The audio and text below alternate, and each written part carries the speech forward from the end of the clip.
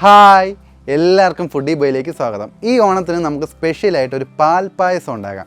എപ്പോഴും നമ്മൾ അടപ്രഥമനും മറ്റേ പയർ പായസമൊക്കെ വെച്ച് ശീലിച്ചുകൊണ്ട് ഈ ഓണത്തിന് നമുക്കൊരു പാൽ പായസം ആവാം. അപ്പോൾ പാൽ പായസത്തിൻ്റെ വീഡിയോയിലോട്ട് പോകുന്നതിന് മുമ്പ് നമ്മുടെ ചാനൽ ഇതുവരെ നിങ്ങൾ സബ്സ്ക്രൈബ് ചെയ്തിട്ടില്ലെങ്കിൽ ദയവായി സബ്സ്ക്രൈബ് ചെയ്യുക, എല്ലാവർക്കും ഷെയർ ചെയ്ത് കൊടുക്കുക, നമ്മളെ മാക്സിമം സപ്പോർട്ട് ചെയ്യുക. അപ്പോൾ നമുക്ക് പാൽ പായസം എങ്ങനെയാണ് ഉണ്ടാക്കുന്നതെന്ന് നോക്കാം. നമ്മുടെ പാൽ പായസം ഉണ്ടാക്കാനെ കൊണ്ട് ഉണക്കലരിയാണ് ആദ്യം എടുക്കേണ്ടത്. ഉണക്കലരി ഇപ്പോൾ ഒരു 150 ഗ്രാം നമ്മൾ എടുത്തിട്ടുണ്ട്. ഇത് പഞ്ചസാരയാണ്, അരിയുടെ ഇരട്ടി പഞ്ചസാര വേണം, അതായത് 300 ഗ്രാം പഞ്ചസാര നമ്മൾ എടുത്തിട്ടുണ്ട്. പിന്നെ വേണ്ടുന്നത് 1 ലിറ്റർ പാലാണ്. അപ്പോൾ പാൽ പായസം എന്ന് പറയുമ്പോൾ നമ്മുടെ ഉണ്ണിക്കണ്ണയാണ് നമുക്ക് എപ്പോഴും ഓർമ്മ വരുന്നത്. ഉണ്ണിക്കണ്ണിന് ഇഷ്ടപ്പെട്ട വെണ്ണയാണ് ഇതിനകത്തെ മെയിൻ ഇൻഗ്രീഡിയൻറ്റ്, വെണ്ണയും തുളസിയിലയും. വെണ്ണ ഇപ്പം ഞാനൊക്കെ ഒരു 50 ഗ്രാം എടുത്തിട്ടുണ്ട്. തുളസിയില ഒരു 4-5 കതിരെടുത്തിട്ടുണ്ട്. കൂടിപ്പോയാലും പ്രശ്നമില്ല, നല്ല ടേസ്റ്റ് ആയിരിക്കും. പിന്നെ നമുക്ക് ആവശ്യമായിട്ടുള്ളത് നെയ്യാണ്. ഞാനിപ്പോൾ മിൽമയുടെ നെയ്യാണ് എടുത്തേക്കുന്നത്. ഇതിനകത്തുനിന്ന് നമുക്ക് 1 ടേബിൾ സ്പൂൺ നെയ്യ് മാത്രം മതി. അപ്പോൾ നമുക്ക് നമ്മുടെ പാൽ പായസം ഉണ്ടാക്കാം. ആദ്യമേ നമുക്ക് കുറച്ച് വെള്ളം ഒഴിച്ചു കൊടുക്കാം. ഞാനിപ്പം 1 ഗ്ലാസ് വെള്ളം എടുത്തിട്ടുണ്ട്. കൂടെ തന്നെ നമുക്ക് 1/2 ലിറ്റർ പാൽ ഇതിനകത്തോട്ട് ഒഴിച്ചു കൊടുക്കാം. 1/2 ലിറ്റർ പാൽ നമ്മൾ മാറ്റി വെച്ചിട്ടുണ്ട്. ഇതൊന്ന് തിളച്ച് വരട്ടെ. അപ്പോൾ നമ്മുടെ പാലൊന്ന് തിളച്ച് വരുന്നുണ്ട്. നമുക്കിതിനകത്തോട്ട് 1 ടീസ്പൂൺ നെയ്യാണിത്, നെയ്യ് ഒഴിച്ചു കൊടുക്കാം. 1 ടീസ്പൂൺ നെയ്യാണ്. നെയ്യ് ഇട്ടതിന് ശേഷം പഞ്ചസാര, പാതി പഞ്ചസാരയാണ്, 150 ഗ്രാം പഞ്ചസാര ഇതിനകത്തോട്ട് ഇട്ട് കൊടുക്കണം. എന്നിട്ടൊന്ന് ജസ്റ്റ് ഒന്ന് മിക്സ് ചെയ്തെടുക്കണം.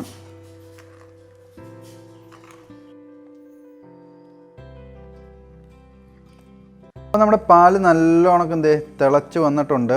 അതിനകത്തോട്ട് നമ്മുടെ അരി കഴുകിയത് ഇട്ട് കൊടുക്കാം.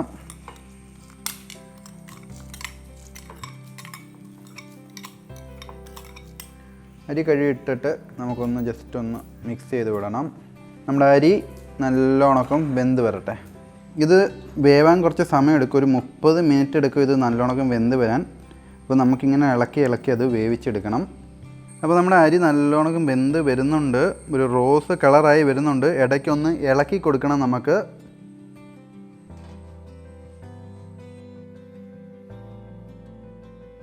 അപ്പോൾ നമ്മുടെ പാൽ പായസത്തിൻ്റെ ആദ്യത്തെ സെറ്റ് കുറുകി വന്നിട്ടുണ്ട്. വേണ്ടോ, അടിപൊളിയായിട്ട് വന്നിട്ടുണ്ട്, കുറുകി വന്നിട്ടുണ്ട്. ഇനി ഇതിനകത്തോട്ട് നമ്മുടെ ബാലൻസ് പാലും കൂടി ഒഴിച്ചു കൊടുക്കാം.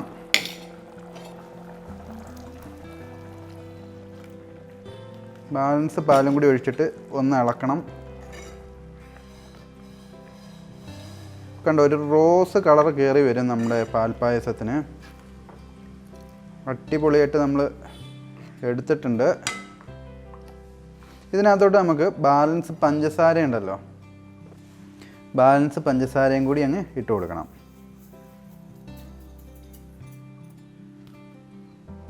പഞ്ചസാരയും കൂടി ഇട്ടിട്ട് ഇളക്കണം.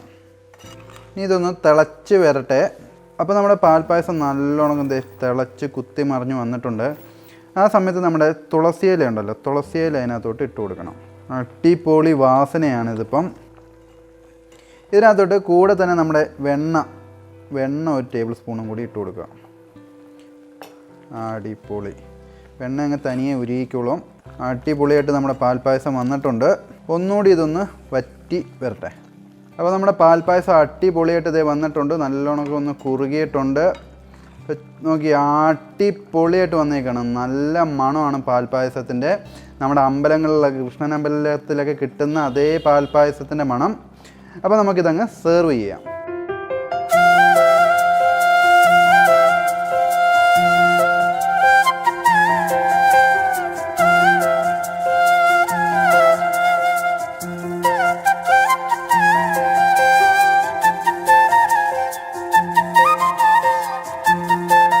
അപ്പോൾ നമ്മുടെ പാൽ പായസം നമ്മൾ അടിപൊളിയായിട്ട് ഉണ്ടാക്കിയെടുത്തേക്കാണ്. ഈ ഓണത്തിന് നിങ്ങൾക്ക് വളരെ ടേസ്റ്റി ആയിട്ടൊരു പാൽ പായസം വളരെ എളുപ്പത്തിൽ ഉണ്ടാക്കാവുന്നതാണ്.